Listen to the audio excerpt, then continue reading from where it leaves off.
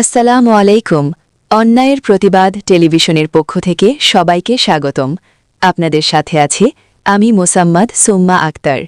ঠাকুরগাঁও থেকে মোহাম্মদ রনি নিজস্ব প্রতিনিধি জানিয়েছেন, ঠাকুরগাঁওয়ের খোঁচাবাড়িতে বহবহ সড়ক দুর্ঘটনা, হানিফ কোচ ও তেলের লরির মুখোমুখি সংঘর্ষ, আহত ১০।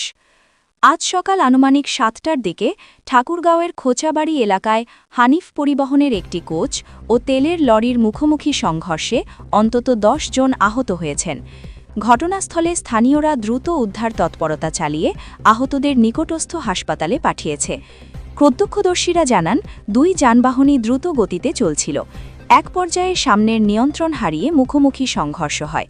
এতে বাসের সামনের অংশ ব্যাপকভাবে ক্ষতিগ্রস্ত হয় এবং কয়েকজন যাত্রী ভেতরে আটকে পড়েন। খবর পেয়ে পুলিশ ও ফায়ার সার্ভিস ঘটনাস্থলে পৌঁছে উদ্ধার অভিযান চালায়। আহতদের পরিচয় তাৎক্ষণিকভাবে জানা যায়নি। দুর্ঘটনার কারণ অনুসন্ধান চলছে বলে জানিয়েছে পুলিশ।